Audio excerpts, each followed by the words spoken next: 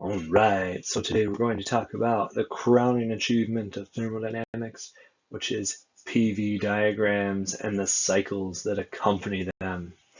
All right, well, let's show you what we got.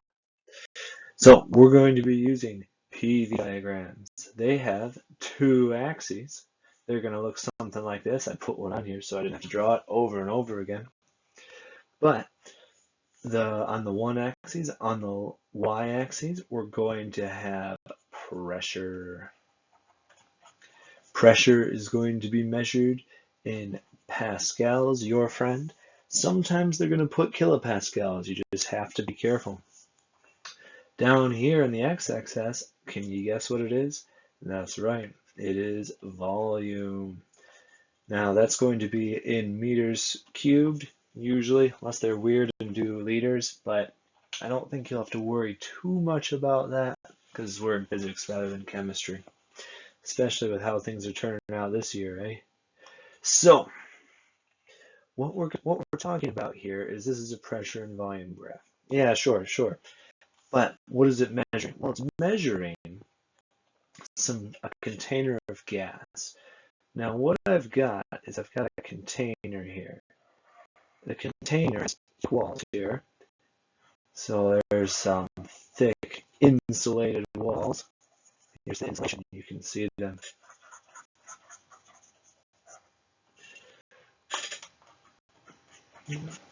Alright, so no energy can pass through there. And underneath what I've got is I've got a space here. This guy is a heat reservoir.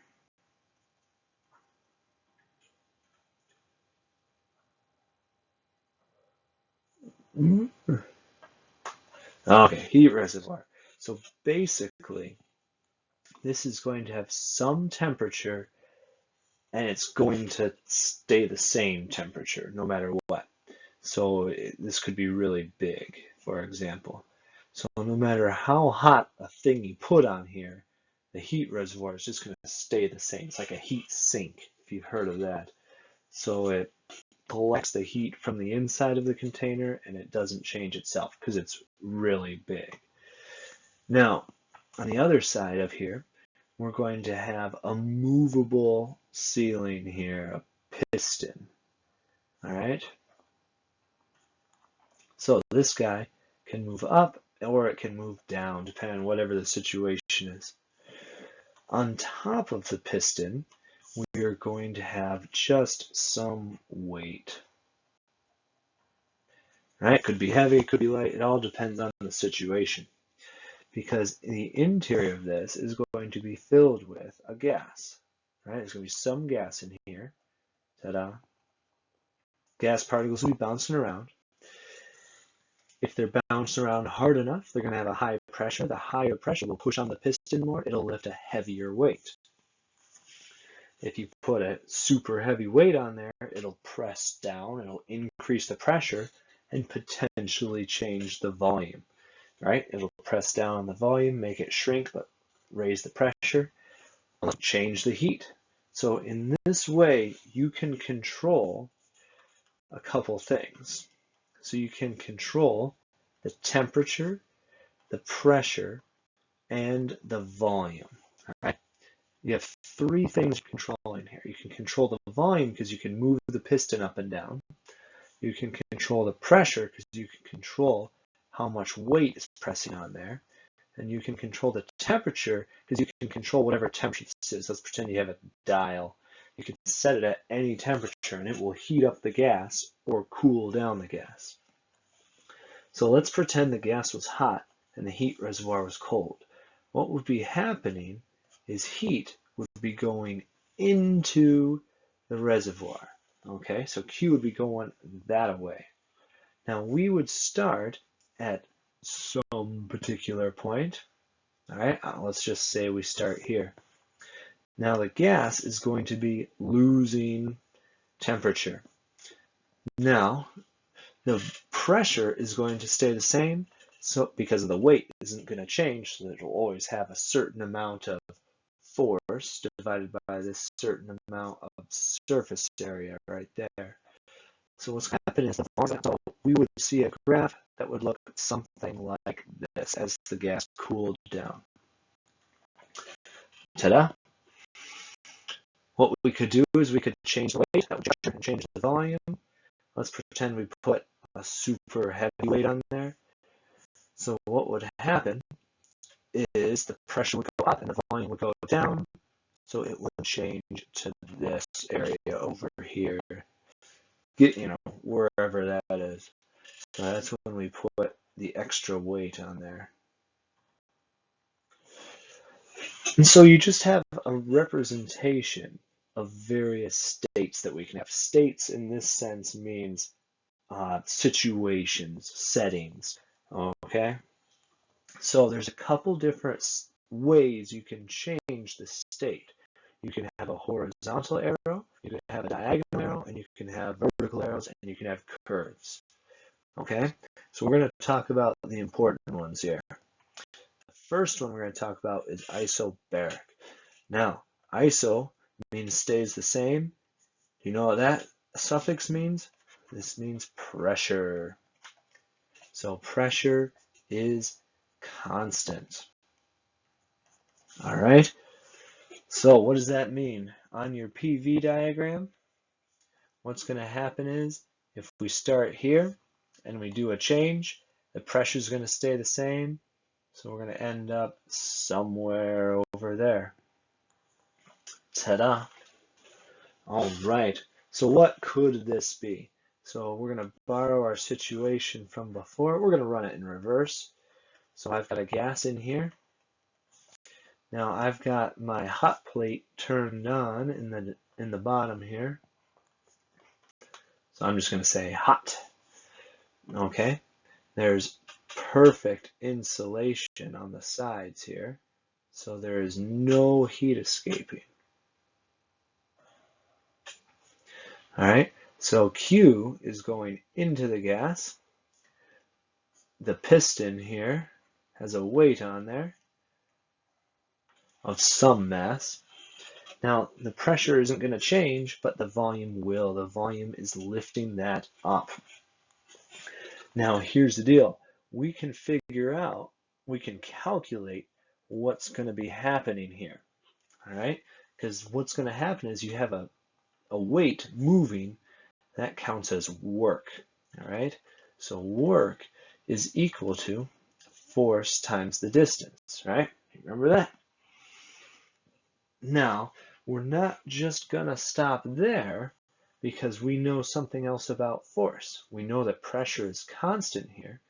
Pressure is equal to force over area. So switch it around a little bit. The work is going to equal the force times the area. The pressure times the area times distance. All right, so we substituted these guys in for force. Now let's think about what these meanings are here. Area is your cross section here with the circle here if they're the piston. D is the little distance that it moves up, right? Because it's constant. It's only going to move up one bit at a time. So, right, it's incremental. So if we put this together here, you have an area and you have a distance.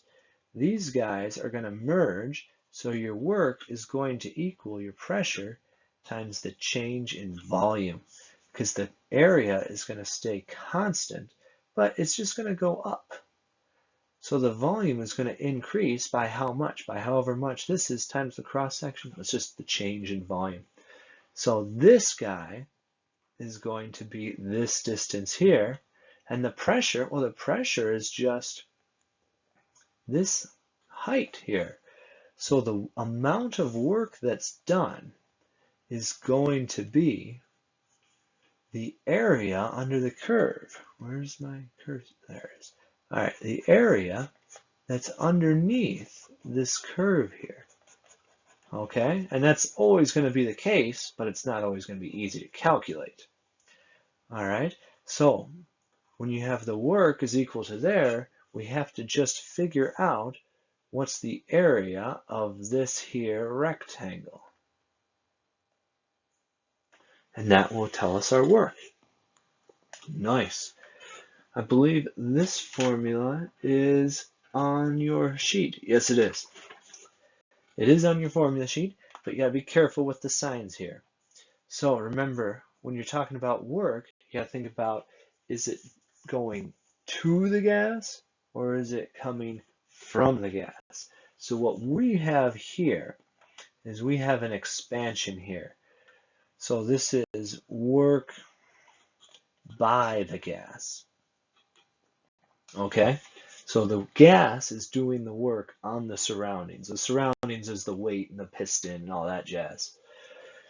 Now, if you squeezed it, you'd be doing work on the gas, which would be going the other way. So this would be work on the gas, or negative work by the gas, right? It's all relative, depends on which signs you're talking about.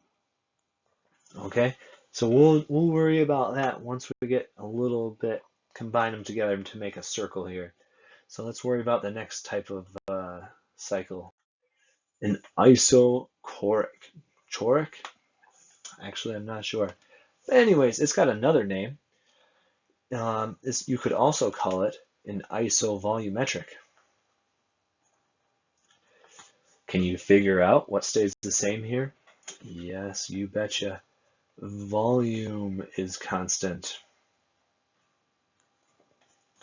All right, so what happens here? So on our PV diagram, what we've got is we've got a situation where you're going to start somewhere. We'll start right there. And you're going to go up because the volume is going to stay the same. So you're not going to move left or right at all. You're just going to travel straight up in a vertical line or straight down. It doesn't matter at all.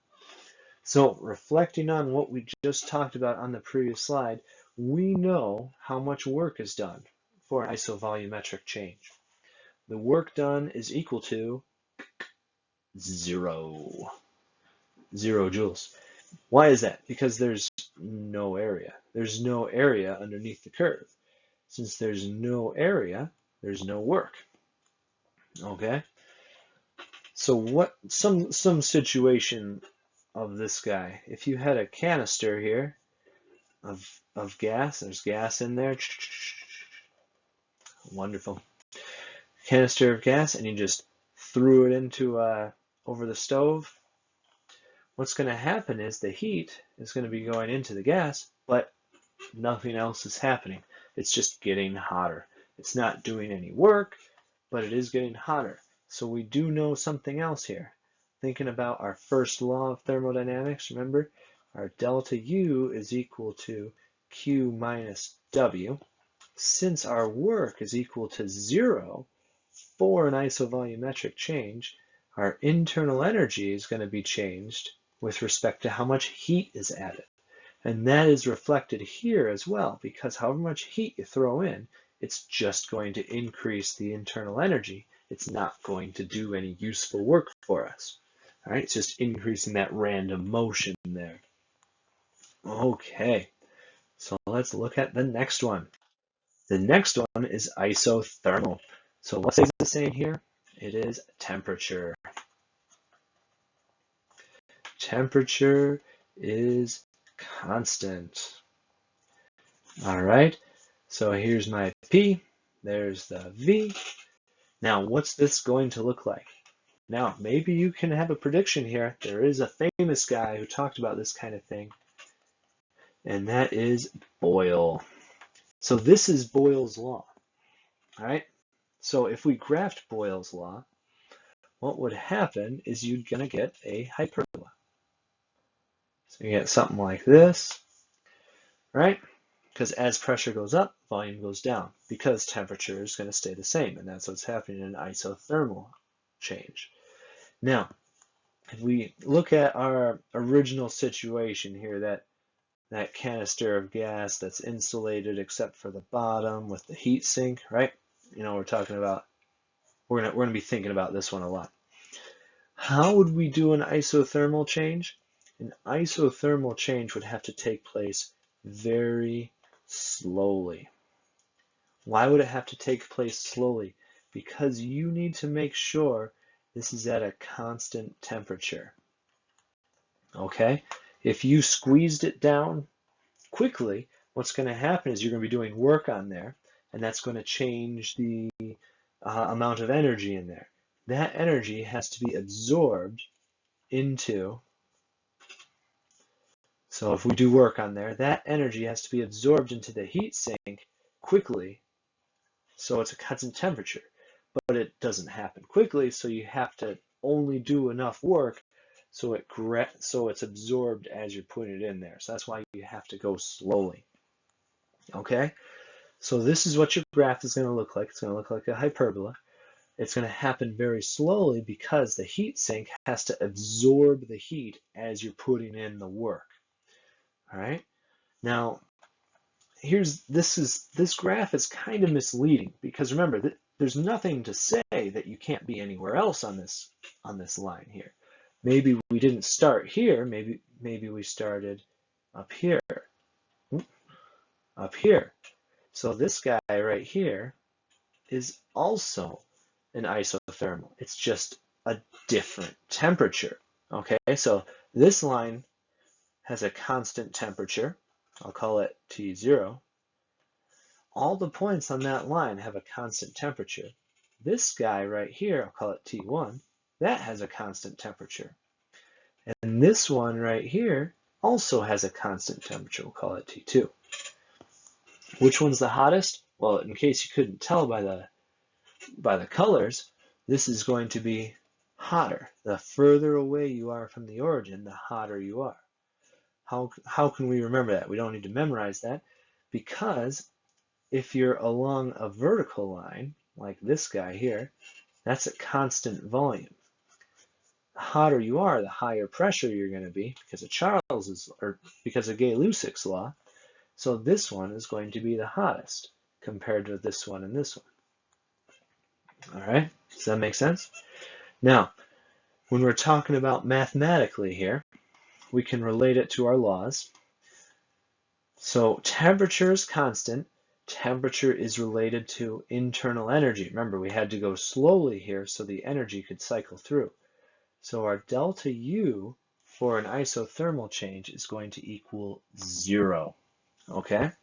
Because all the heat that goes in is going to come from the work that you're doing on the system. Or sorry, all the heat that goes out, and vice versa. If you are adding heat to the system and you're pulling out work, they're going to be equal to each other. Okay? So there's no delta U for this one. The Q turns directly to the W. Okay. And that's it for that. Let's look at the last one. The last one is adiabatic. Okay? Now, maybe you can figure out what this one is. I'd be slightly impressed. And this one has a constant energy. Okay? So what we mean by this is no heat in or out. So no heat flow out of there. Okay? Now, if we think back once again to our canister of gas here with our heat sink, I know it's getting less detailed every time. How would we make sure there's no heat flow in or out? Well, this is the situation that's the opposite of previously. This one you're going to go fast. You got to go fast. Why do you have to go fast? So the heat doesn't have time to leave. Doesn't have a chance to leave. Okay? Now, if you take a long time, the heat will flow out of the container. You don't want it to do that. You want to go real fast. So what you're going to do is you're going to press down on it, whoosh, slam it down as fast as you can. And that will keep the energy all contained inside of it. All right? If you want to look it up, there's a wonderful video that I can't show you right now. It's called a fire syringe. Is that an I? Whatever. So it's a fire syringe. It's where they do that, and it increases the temperature because you're doing work, changing the temperature. So it is going to catch fire. And you can look that up if you're interested. Wonderful videos. So what's this going to look like on our PV graph? Well, it's going to look very similar to the previous one. It's got a little bit more of a curve to it, but if you just looked at it, it would look basically the same. All right. So don't worry too much about identifying them graphically here, but it's going to look something like that. Now, mathematically, this is going to matter more. So what does it mean mathematically? So thinking about our law here, Q minus W. Since the heat does not have a chance to leave, what does that mean? It means that there's no Q. So Q is going to equal 0 because no heat goes in, no heat goes out. So in this case, our delta U is going to equal W. All right. So if you press down, if you do a big force real quick on this fire syringe here, you're putting in work, which is going to have a delta U. That delta U is going to raise the temperature because delta U is proportional to the temperature. The energy is proportional to the temperature. And that heightened temperature is going to make the fire. And that's what it's going to do. Okay. So what we're going to do now is we're going to start to look at putting these together in some way. So here's an example of a cycle. So in this case, we're going up this way, we're going down this way, we're going down this way, and then we're going back this way. So things we should know about cycles are, for a cycle, any cycle at all, as long as it has a closed loop, the delta U is going to equal 0 joules for the whole thing. The reason is because you started at 1, you went up, down, down, back up, you're back at 1. There's no difference between here after the loop and here before the loop. So since there's no difference, there has to be no changes. So that's why delta U is going to equal 0. So for the cycle, since delta U is equal to 0, we know that Q is going to equal W because the heat in has to get into work out, because there's no change in the U. All right, so let's look at the graph for a second. For this graph here, we're adding heat, we're doing work, we're extracting heat, we're doing this. Now, this direction right here is doing work, right? Work is done by the gas. I'm going to put this in red. So this is the amount of work done by the gas, okay? Now, unfortunately, there's this section here, which is work being done on the gas. All right, so this is going the opposite way. So we're going to have some area here. So what we can do is, if we want to know how much work was done, we're going to figure out just the interior area. All right, so this is the work. It's the forward area minus the backwards area. It should feel very familiar if you're in calculus here. Okay, so that's the amount of work done is equal to the net area, if you want to think of it like that. The positive area, take away the negative area. Now, that's also going to be equal to the heat, because what goes in has to come out, right? So this is very common. What they're going to do is they're going to have it go forward on the top, push it down, go backwards on the bottom, so that way it gets a positive work value altogether. All right, so we're going to do a little bit of practice with one of these cycles here. We have 20 moles of gas in this cycle. Boom, boom, boom, ABC. Isn't it pretty? Let's think about what these changes are. So first one, what's the delta U for A to B to C to A? Well, this is an easy one. Delta U is equal to 0. How do we know this? Because we're back at A again. If you're back at A, nothing ever changed. Is it going to ask you for a partial one? Maybe, but it would have to give you more data than I gave you, so it would be a little more obvious. You'd have to just use the law of thermodynamics to calculate what the delta U is. That would be your goal for a problem like that. But it's not what we have here. What is the total work done? So we have to figure out all these pieces here. So let's take it one chunk at a time. The first chunk let's do A to B. A to B is going to be this rectangle here. Okay, so the area of that rectangle is, this width is 0.3, and the height of the rectangle, it's 3 times 10 to the 5, and it goes all the way down, right? So we're going to multiply those together, and we get 9,000. Let's do the next segment. B to C, what's the area of B to C? Well, B to C is 0 area, so it's not going to influence anything. Yeah, you could have skipped it. I didn't feel like it. Now we're going to go C to A. C to A has some area here. C to A is a trapezoid, so you can use that, or you can just, square triangle the thing. Either way, what you're going to get for this guy's area is 6,000. Now, there's a caveat here. Got to remember, this is going to be negative work because we're going backwards this time. So what's the total work done? Well, we just got to add all these pieces together. So 9 minus 6, we're going to have 3,000 joules. Nice. You could have also figured out the area of the triangle. Now, sometimes that's not practical. So, keep your options open. What is the temperature at C? Final question. So we're looking at this guy right there. So what's the temperature of that spot? Well, we can figure that out because we have something, your friend, called PV is equal to nRT. We know the pressure. The pressure at C is 1 times 10 to the 5. We know the volume. The volume is 0.8.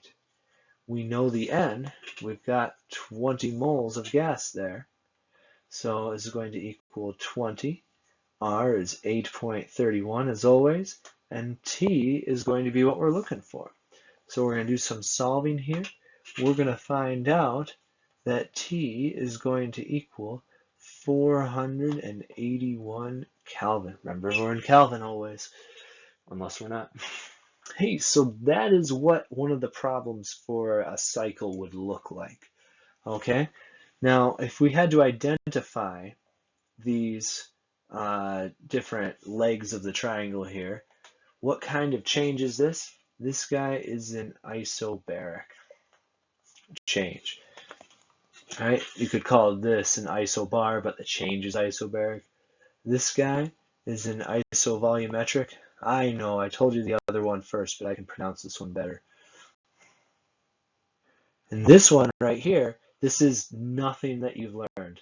Sorry, this doesn't have a fancy name to it because it's none of those in particular. A diagonal line is a combination of the things you did before.